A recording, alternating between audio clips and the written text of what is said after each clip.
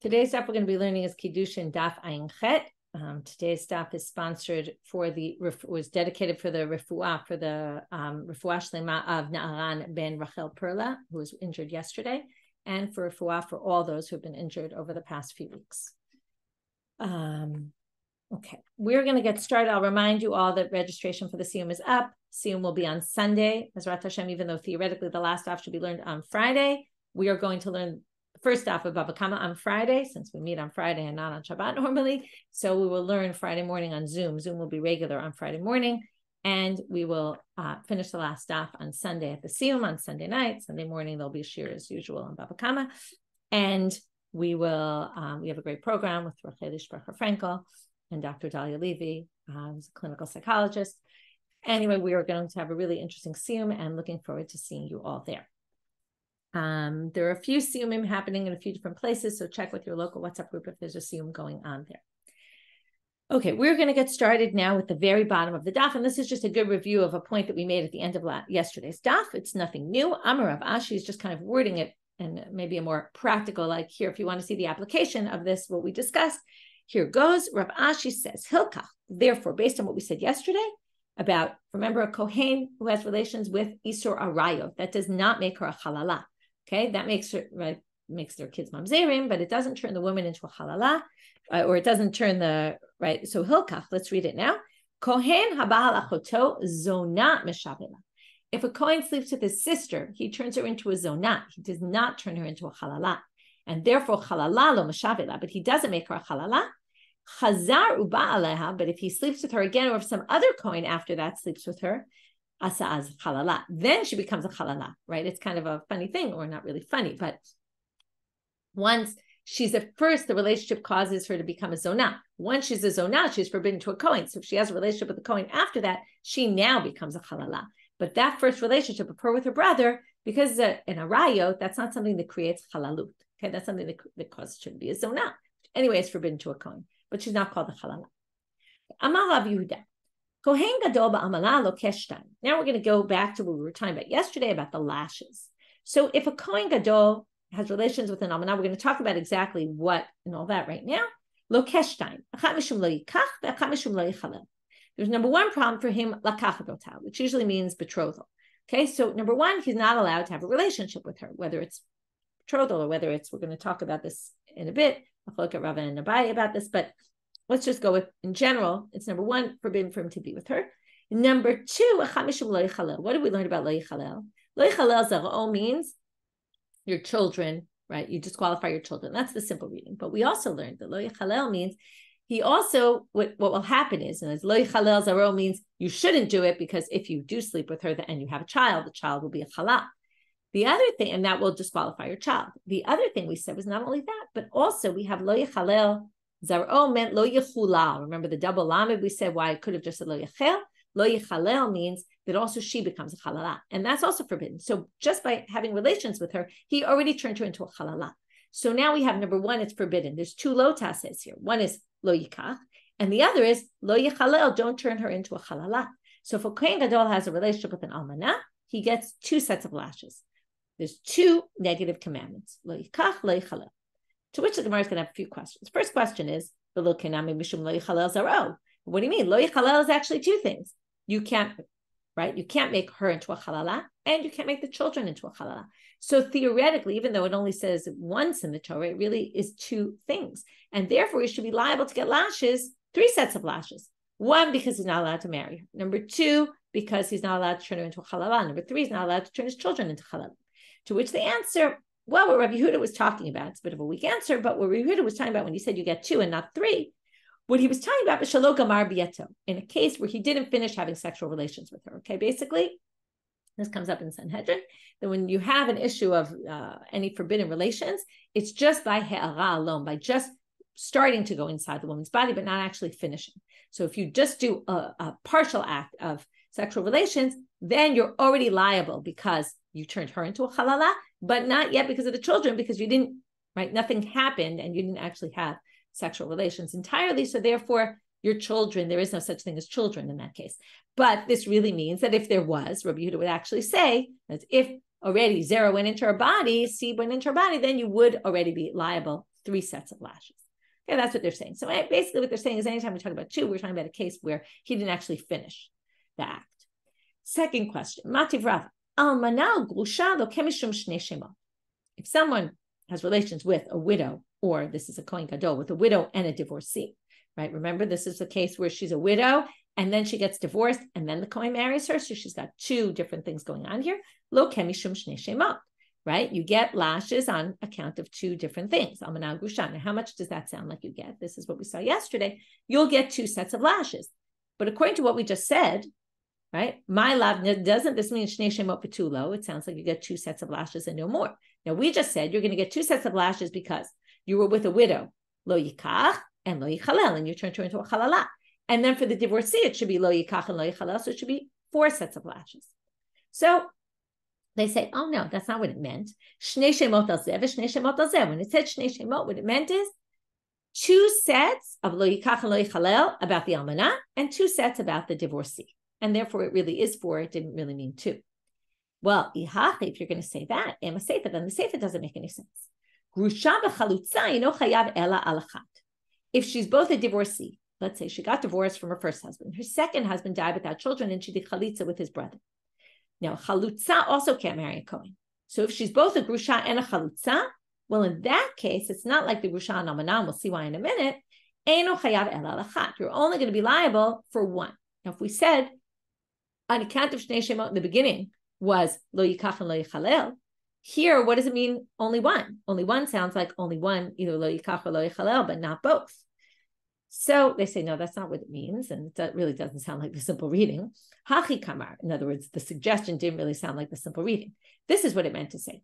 Eino chayav ela al achat. You're only liable either for the grusha, right? For the grusha, not the chalutza. Ulolam shnei shemot. And it's for 2 issues, though. In other words, it's for lo yikach and lo yichalel. So basically what it's saying is between the grusha and chalutza, it's only 1 because you're only chayav because she's a divorcee. You're not going to be liable because she's a chalutza. Now, why is that? The assumption is because chalutza is derabanan. Never says chalutza in the Torah. Remember, we saw the psukim yesterday. It said, right, zonah chalala, right? Well, it depends which pasuk. The kohen gadol pasuk was almana, grusha, chalala, zonah. Didn't say anything about a chalutza. So now they say, wait a minute, though. You want to say chalutza is derabanan? This is based on the fact that chalutza is derabanan, and therefore you don't get 2 sets of lashes because she's a chalutza. You only get the 2 sets of lashes because she's a divorcee. Well, the Hatanya, doesn't it say in a Braita, grusha eliela grusha? Because it says, now we're going back to the pasuk where it says, by the regular kohen, it says, you can't marry a zonah v'chalala, and then it says, v'isha grusha mi'isha, also you can't marry. So why does it say isha grusha mi'isha? So grusha eliela grusha, chalutza minayin. So sounds like just a divorcee. Where'd you get chalutza from? Well, Talmud lamar v'isha. Remember, we talked about how the psukim are written differently. The other pasuk just listed almana, grusha, chalala, zonah. This pasuk put 2 on 1, right? And then it said and an isha grusha and a divorcee. Now, why did it have to say and a woman who's divorced? Could have just said, right, listed it, zonah, chalala, grusha, in whichever order. But it teaches you that it's also including a chalutza. So that would sound like it's Torah law. So if it's Torah law, then grusha, because it's learned out from a pasuk in the Torah. So grusha and chalutza, you should actually be liable too, just like almana and grusha. To which they answer, no, midrabanan ukras machta ba'alma. This is very famous. I say this many times. It's just rabbinic. The fact that they found it from this extra word in the pasuk and say, oh, we're going to learn it from there, that doesn't mean that it's by Torah law. It's just rabbinic, and they connected it with the pasuk. Sometimes people say it's really for as a mnemonic device to remember. Right? You'll look at that pasuk and say, oh, why does it say the extra word? Oh, right, I can remember halacha from that. Okay, so that was all our first sugya. Okay, well, we finished the last sugya from yesterday, but then we got into this issue of how many sets of lashes and the fact that there's 2 isurim here, 1 lo yikach and 1 lo yichalel. The one, you're betrothing a woman who you're not allowed to, and then you're having relations with her. So now we're going to talk about, are you going to get these sets of lashes? What if you did each one independently? Okay, so they're going to start with the assumption that we're talking about, but you did betroth her. But what if you betrothed her and didn't have relations with her? Are you going to get both sets of, are you going to get 1 set of lashes for the lo yikach? So Amar Abaye, it was going to be a big machlok at Abaye and Rava about this. Amar Abaye, kidesh lokeh, baal lokeh. Okay, if you did betrothal, just betrothal, then you're going to get lashes, even though you didn't sleep with her. So a kohen gadol, betrothed, an almana, a widow, they get lashes immediately. And when he is bo'elota, he's going to get another set of lashes, because we said, lo yikach, lo yichalel. Remember, she doesn't become a chalala until they actually have relations. So that would be the obvious that comes out of the previous sugya. There's two sets of lashes, and each is on something different. So each one is kind of independent. Rava amal, ba'al lokeh, lo ba'al eno lokeh. If you just did Kiddushin and you didn't actually go through with consummating the marriage, well, then you didn't do anything yet. So basically, while he agrees with Rav Yehuda, you're going to get two sets of lashes, you're only going to get the two sets of lashes in the event that you actually had relations. If you didn't, then you're not going to get lashes at all. Why does he say this? Mishum dichtiv lo yikach v'lo yichalel.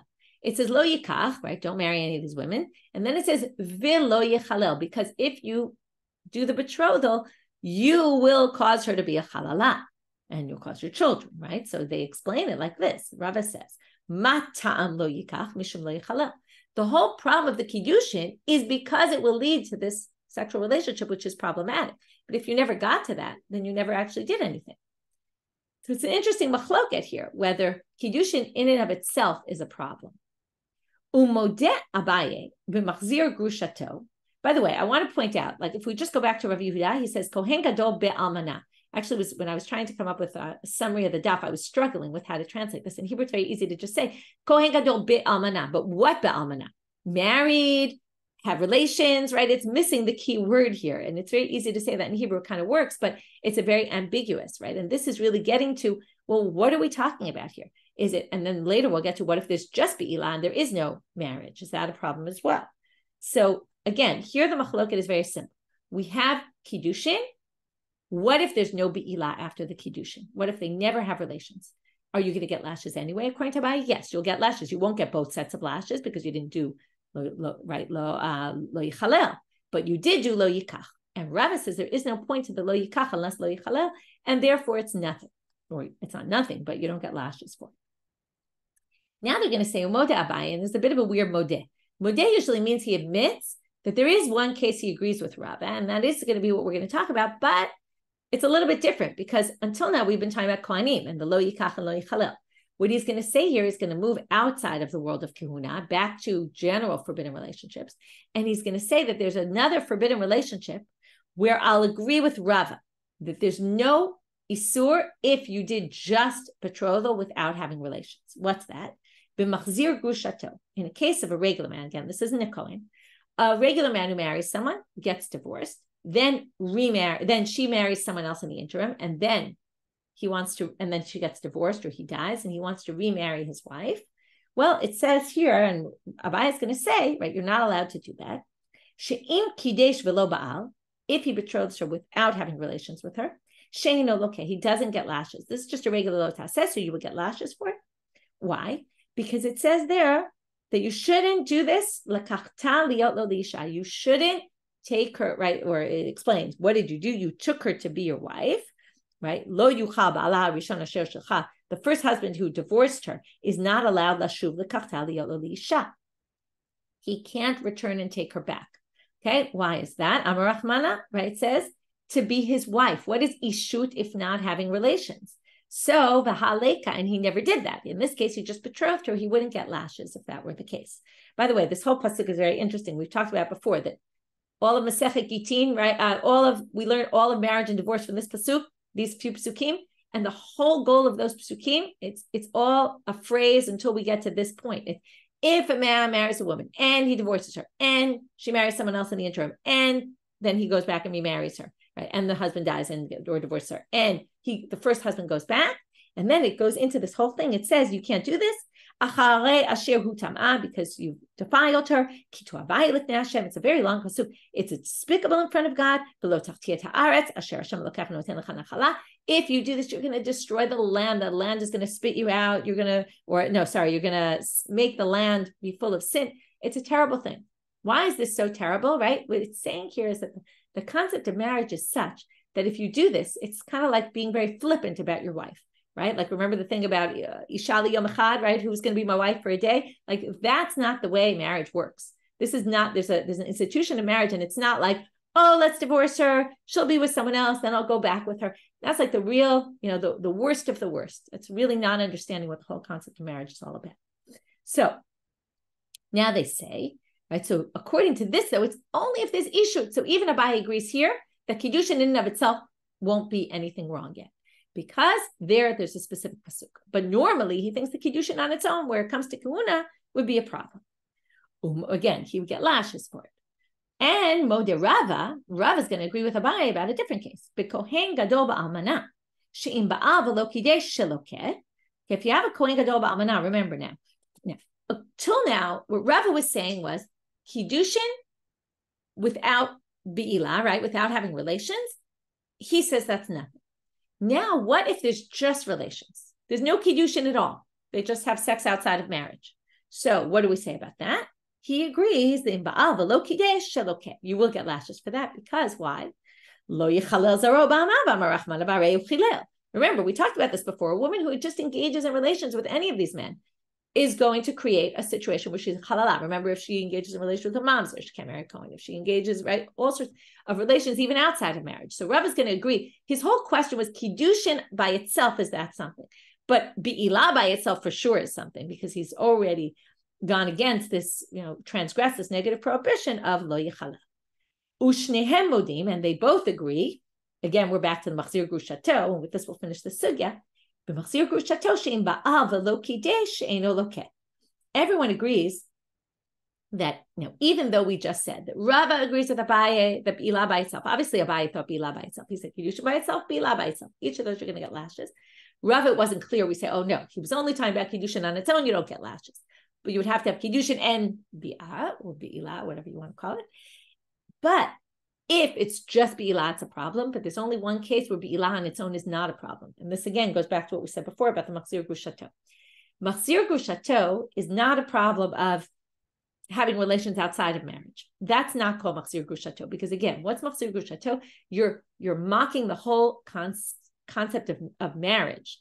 And so, therefore, it's only she'im ba'al v'lo kidesh she'eino lokeh.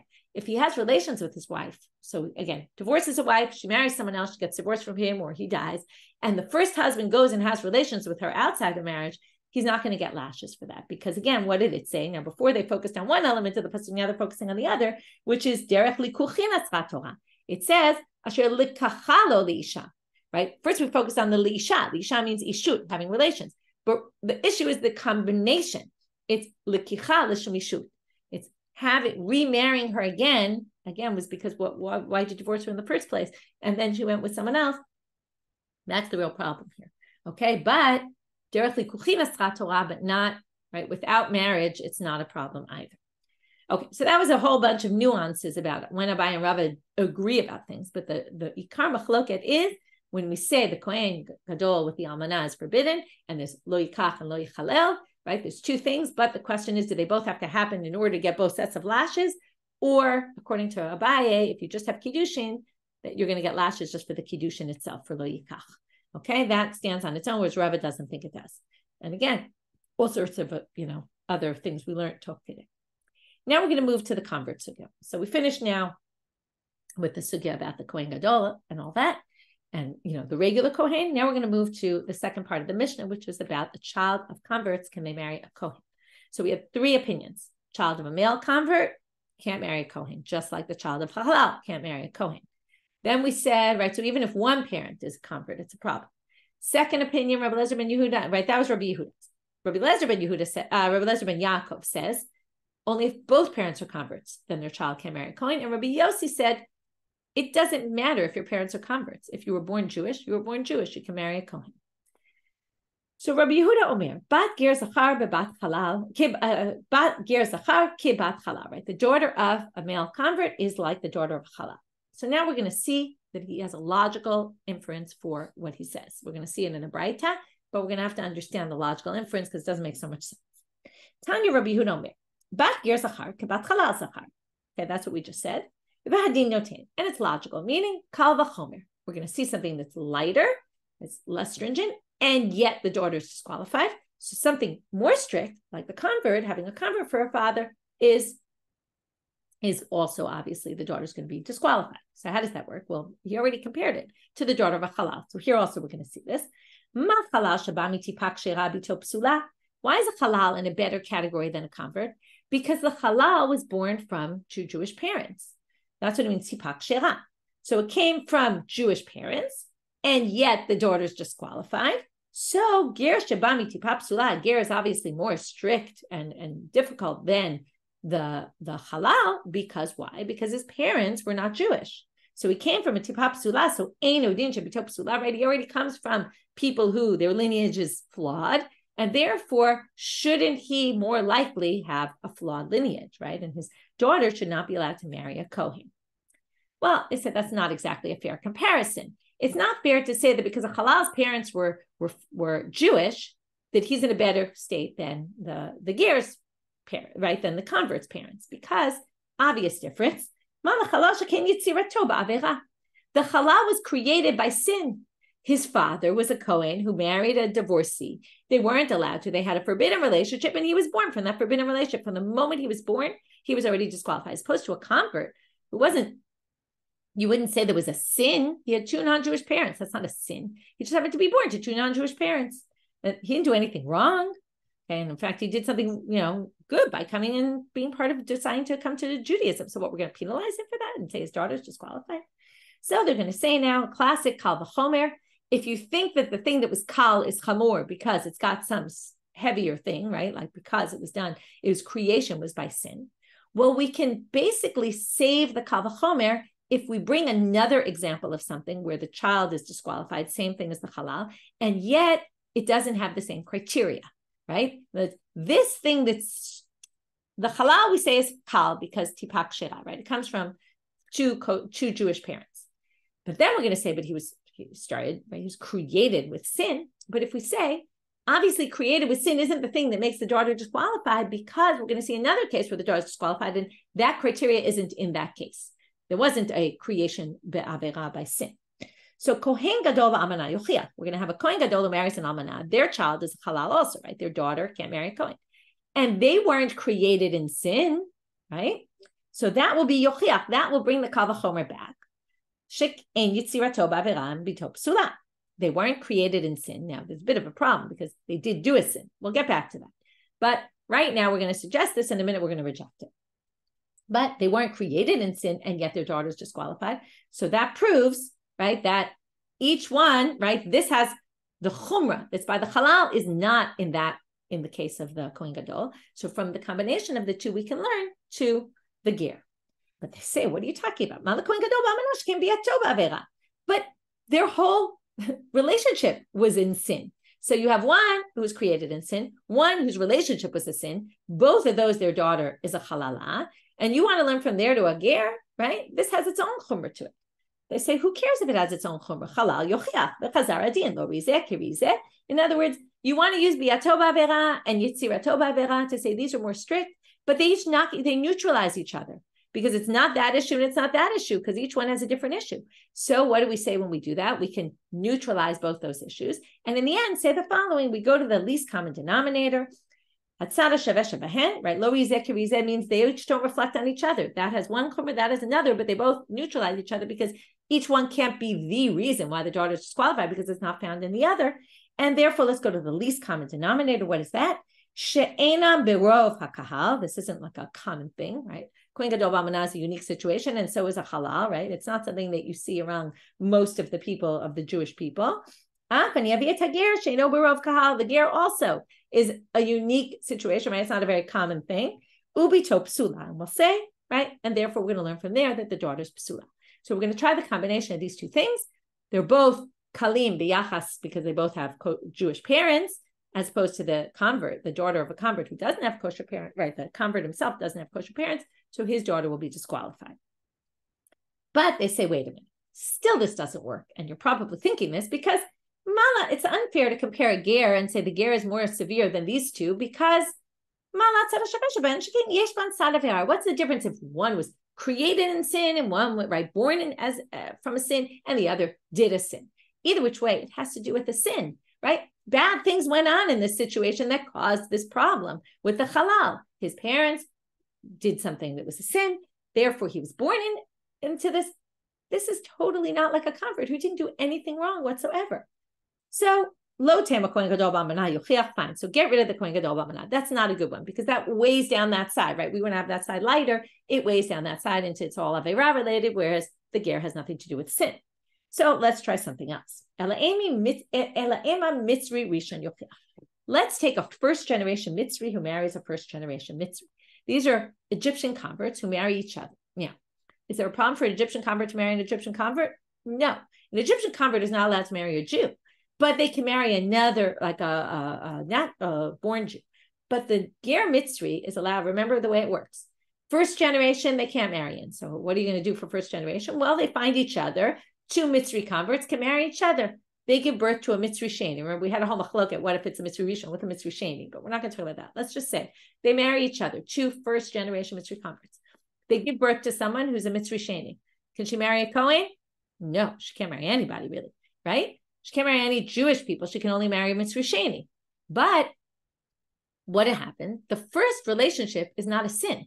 A first generation Egyptian convert can marry a first generation Egyptian convert. So let's try this. So now they say, so Mitzri Rishon Yochiach, because what? There's no sin involved, right? And yet the daughter can't marry a kohen. So let's learn from the combination of the halal and the Mitzri Sheni. To which they say, because the Mitzri Sheni, the halal, yes, it's true, is born into sin. And the Mitzri Rishon, right? There's no sin involved. So because of combination, we see that, then we can learn from a regular convert. So no, that's not good because the Mitzri Rishon also has something that's more harsh about it, more strict. The Mitzri Rishon, she can't even know what will have kahal. A Mitzri Rishon can't marry anybody, right? Except for another Mitzri Rishon. So, or a Mitzri Sheni. So it's not just that their daughters psula the kuna, they have something worse about them because they can't marry anybody who's in the Jewish people, right? Meaning natural born Jews, things like that. So halal yochiach, but again, one has nothing to do with the other here. The halal is created and was born in sin, out of a sin. The Mitzri Rishon can't marry right? Their daughter can't marry anybody, not just kohanim. So both of those have something strict about them, but each stringency has really nothing to do with the other. So they neutralize one the other. That's how we get halal yochiach v'chazar hadin lo rizeh kirizeh.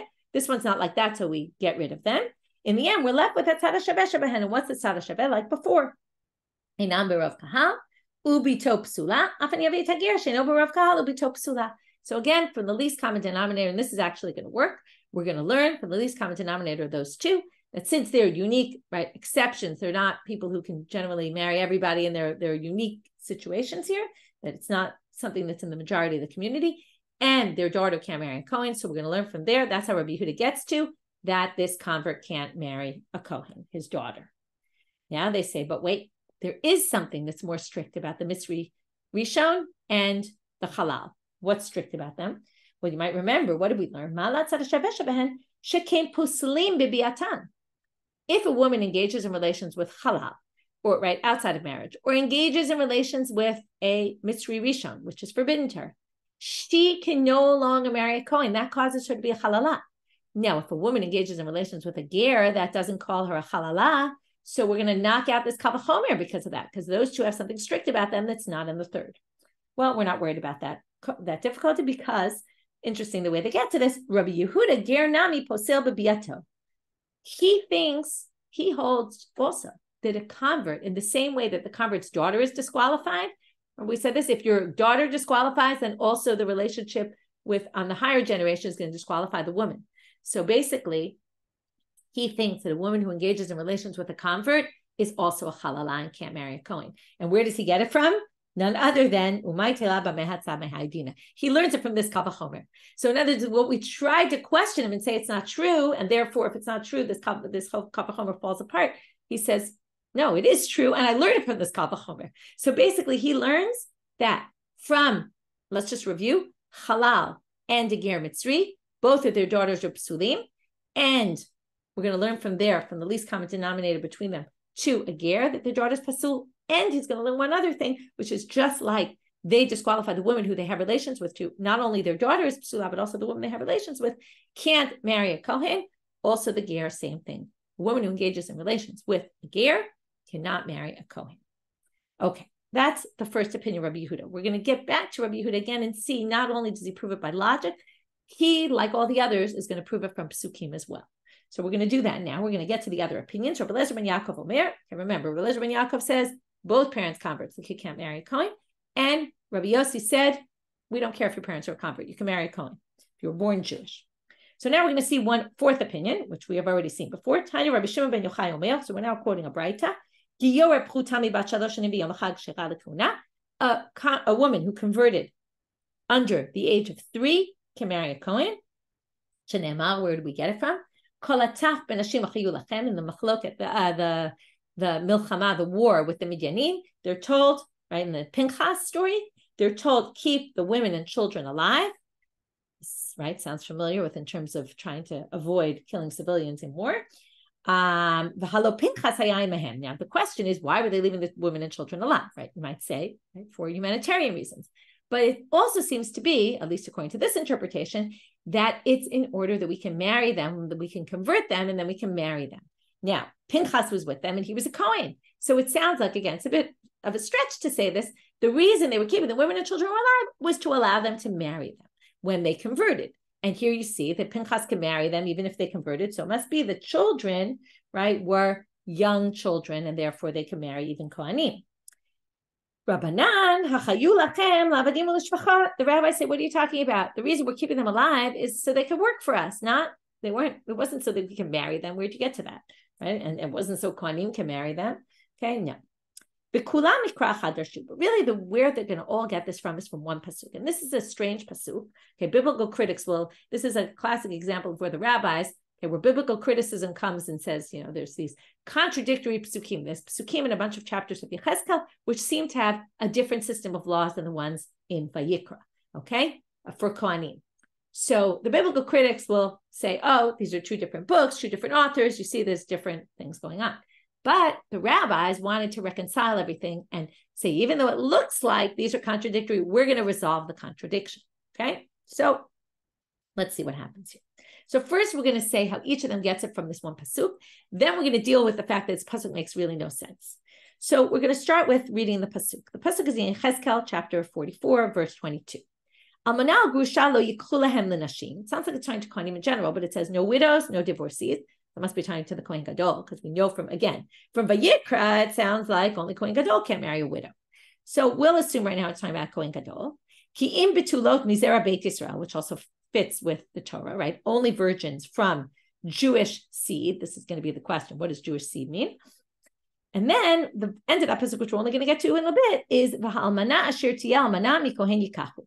And the widow who is a widow from a kohen, I don't know where that comes from, right? Only if she's widowed from a kohen, yikachu, they can marry. Sounds like a kohen gadol can marry a widow if she was widowed from a kohen. That's the simple reading of the pasuk, which doesn't seem to match anything we know of the halacha, which is why the rabbis are not going to understand it in that way. But first, let's deal with how all four of these opinions are going to get it from these few words. Who are they allowed to marry? Only virgins from Zerah Be'Israel. So Rabbi Yehuda savar adi'it kol zera Yisrael. You have to now, even though we're talking about a kohen gadol, you have to assume that this part was talking about everybody, and then until all the zeras in Israel. That's what Rabbi Yehuda says. If your father's a ger, it doesn't work. You have to be that both your parents are natural born Jews. Rabbi Eliezer ben Yaakov savar mizera. It says from zera Yisrael. From is always limiting, meaning as long as some of your parents are from zera Yisrael. Right, which means as long as one of your parents is a Jew, who's born a Jew, it's fine. Rabbi Yossi Savar, Misha Nizra'u Yisrael. It would have to be your seed was planted while you were a Jew. Now, if your parents converted and then got pregnant with you, so you were Nizra'u Yisrael, so you're fine. That was his lenient opinion. Rabbi Shimon bar Yochai, who says you can convert up to the age of 3 and still be considered as if you were born a Jew, right, for this purpose. Well, because he says, Mishin Yisrael Betula Habi Yisrael. It was that your virginity was created when you're Yisrael, because there's this assumption because any kind of sexual relations under age of 3 is not anything. It means what he's kind of saying is if you lost your virginity somehow before you got to the age of 3, it was as if it right, your hymen kind of goes back together, and you have, like, you've created a new virginity here. So basically, he says, as long as that was done when you were Jewish, which means you were converted, or, before the age of 3, then you're also fine to marry a kohen. Now we get, so those are the 4 interpretations of the same phrase, which is, right, the only one, Rav Shimon adds the betuleha mizera be'Yisrael, but that's the key part. I'm Rav Nachman the Rabbah. So now Rav Nachman says to Rabbah, moving now to Amabet, how could you possibly explain this pasuk? Doesn't make any sense. The first part is talking to kohanim gedolim, and the second part switches to kohen hedyot, because it says you can't marry a widow, even though we don't yet understand what does it mean a widow from a kohen. Can't marry any, right? I'm sorry, it says you can marry a widow. Why a widow from kohen? We're going to have to get to that, but the fact that you can marry a widow, and the first part says you can't marry a widow, it must mean first part is kohen gadol, second part is kohen regular kohen. It doesn't make any sense to say that with the pasuk. To which he says, Amar La'im, says, I don't have a problem with that. Yeah, it's true. Okay, this was right. Rav Nachman said to Rabbah. So Rabbah says, it's fine. Yeah. So he says, okay, fine. You want to explain the pasuk that way, but katav krahachi, it doesn't make any sense that the pasuk would be read in that way. It just, you don't write pasukim in that manner. To which Amar La'im, Rabbah says, yes, you do. Okay, I'm going to show you a pasuk. Now, this is not the perfect example, but he's going to use a pasuk which we call a mikra mesuras. It means where we're going to copy and paste words from one part of the pasuk to a different part of the pasuk. Okay. Once you can do something like that, the assumption is the Gemara is going to say, you can also split a pasuk in half and say, this is talking to one person, this is talking to someone else, even though it's a very different example. But he's going to bring this pasuk from Sefer Shmuel. Here, I'll show you an example. Dichtiv. Ner Elohim terem yichbeh. Okay, the candle didn't yet go out. Ushmuel shochev behechal Hashem. And Shmuel is sleeping in the sanctuary of God. Okay, there's a big problem with this pasuk. How could Shmuel be sleeping in the sanctuary of God? There's a halacha that we know that even, right, the only people who can sit in the Azara, forget about sleep in the Azara, are the kings of Beit David. Now, Shmuel was not a king from the house of David. And, right, how could, forget about sitting, you're not allowed to sit, how could he possibly be sleeping? It doesn't make any sense. He was sleeping in the sanctuary of God. So the way they explain this pasuk is Elaner Elohim terem yichbeh behechal Hashem. They cut and paste the words hechal Hashem to earlier in the pasuk. The candle had not yet gone out in the sanctuary. V'Shmuel shochev, and then they add the word bim komo, and Shmuel was sleeping in his place where he was sleeping outside the sanctuary. Okay, and that's how they resolve that pasuk. And therefore, since you can take that pasuk, kind of move around the words, you could take our pasuk and say part is talking to the kohen gadol and part is talking to the kohen hedyot. So that dealt with the first problem of the pasuk. The second problem is this pasuk about the widow, the explanation of the widow of a kohen. Like there's a difference between someone who was widowed from a kohen and someone who was widowed from a Yisrael.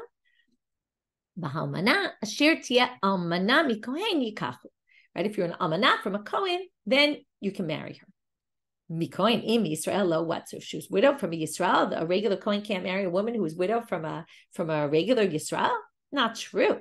And again, they assume the simple reading of this pasuk has to match our halacha. Can't be that it doesn't. So hachikam, they explain the following: Mi kohen yikachu, mishar kohanim yikchu.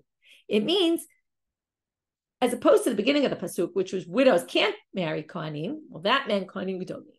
And what this is saying, an almanah who is an almanah, kohanim can marry her, meaning from regular kohanim she can get married to regular kohanim. It's not, the word mikohen is not defining the almanah. She's not a widow from a kohen. Who can marry her? Kohanim, regular kohanim can marry her. And there's going to be a braita to support this reading. Tanya namihachi mi kohen yikachu mishar kohanim yikchu. Right, she can be taken by other kohanim. Rabbi Yehuda omer min hamisiim lekuna yikchu. From those who can marry their daughters to kohanim, those she can marry, right? Rabbi Yehuda l'tameh, this matches Rabbi Yehuda's opinion. Da'amal, this is what we saw before.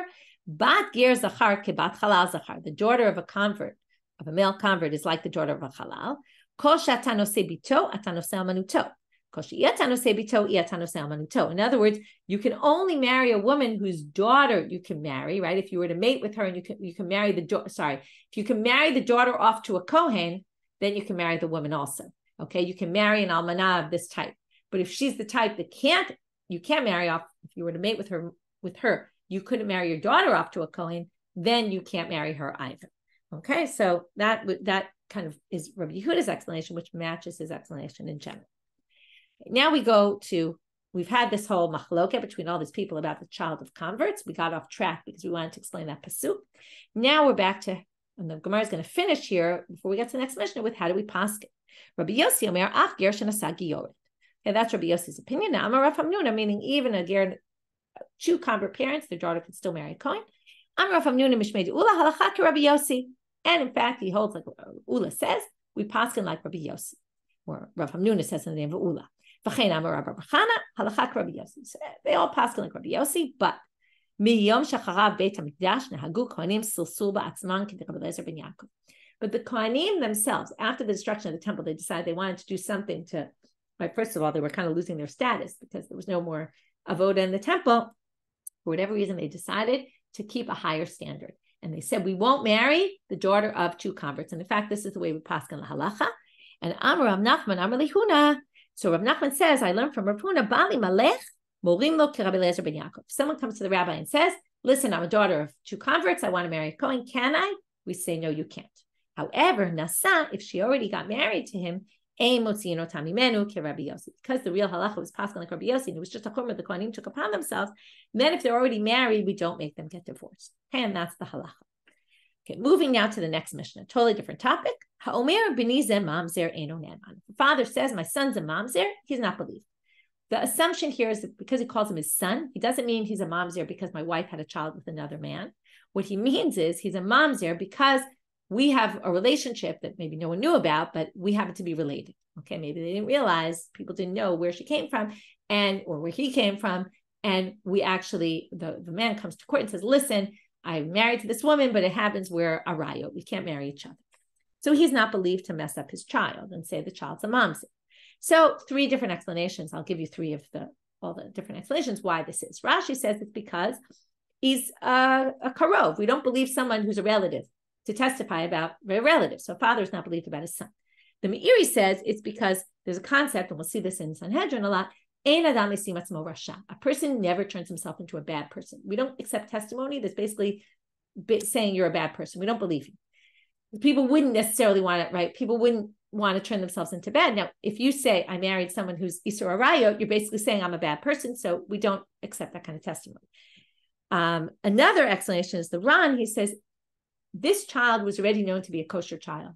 So once you're considered, you have a chazaka that you're kosher, the only way to undo that chazaka is very strong. The only way to undo it, right, the presumed status is strong. The only way to undo that is with 2 witnesses. And this isn't 2 witnesses. This is the father coming and saying, and he's not even considered a legit witness because he's related. So because you need 2 witnesses, and this isn't 2 witnesses. Next line.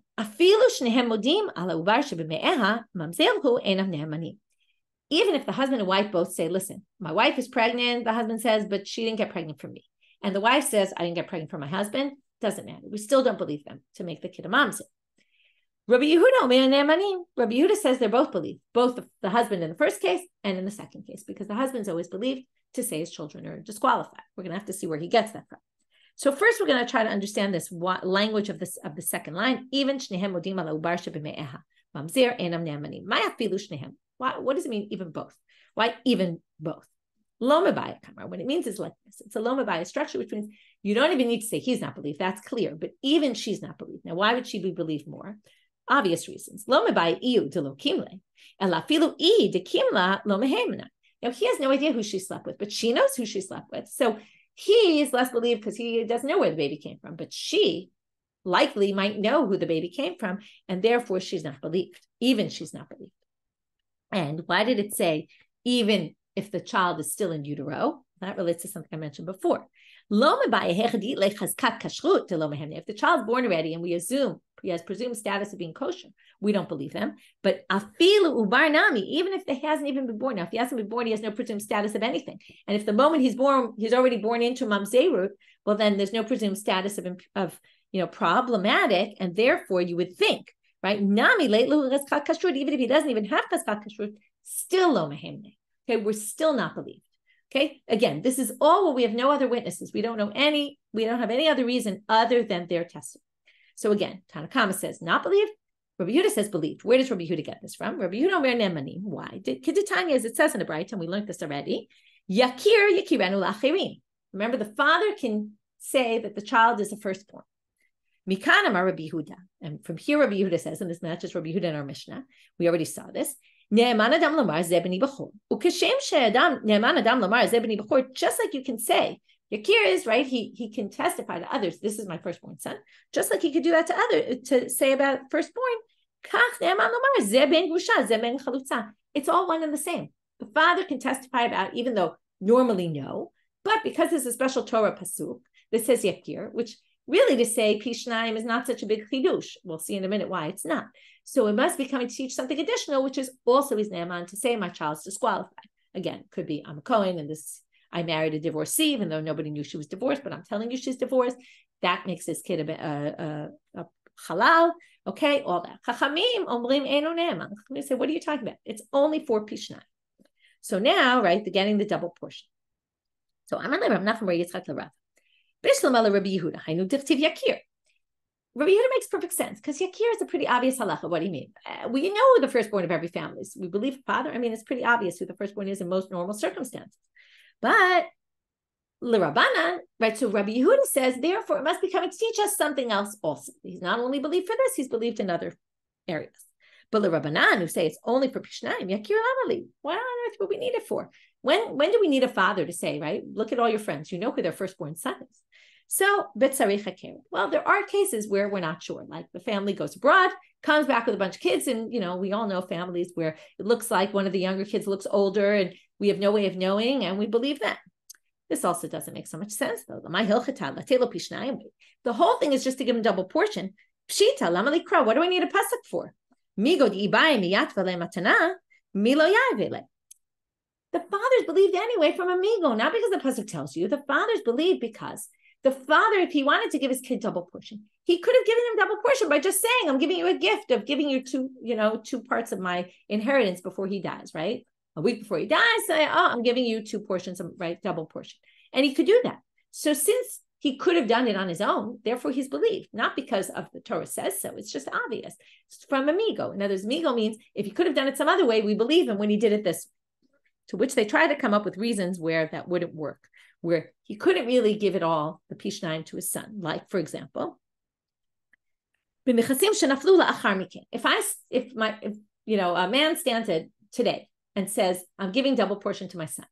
So, right, and he wants to say, I'm giving you double portion. Now he can only talk about what he has now. He can't talk about what he has in the future.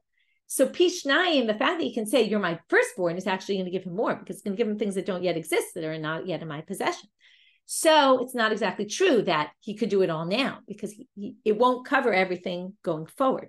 So it's not exactly true to it. And that's because, right, I can't have my son acquire something that's not even in existence yet. But the Rabbi Meir, according to Rabbi Meir, you could. So theoretically, I could say now, my son's going to get double everything I have, okay, all going into the future, any property that I will get going down the road, in which case I should be believed to say yakir, right? Again, assuming I'm the father. So I don't need a pasuk for this. So they say, well, it could be, right? So again, so the Rabbi Meir, who says, you could do this, yakir lamali. What do you need it for? Says. It would be talking about property that falls to me to a father when he's on his deathbed. When he's on his deathbed, he can't start divvying up property. We don't trust him at that point. He doesn't have his wits about him. And therefore, that's what this din of yakir is coming to teach you. Again, according to the rabbis, that you can say it now before you die, because in the end, you wouldn't have been able to, this migo doesn't exist, because there are some things that wouldn't have applied to. And therefore, the Torah has to tell you this does work even for that kind of property, because if you're on your deathbed, right, and then you die, so all your possessions will go to 2 parts to that bechor. And that's what the chiddush of the law is. So again, what we did here is, right, are you believed to say your son's a mamzer or not? Okay, Rabbi Yehuda learns it from yakir, and the rabbis say, no, yakir is just for bechor. And then we had to say, well, what's so unique about that? Okay, that's it for today. We'll start with the next Mishnah tomorrow. And that's it for today. Wishing everybody a great day.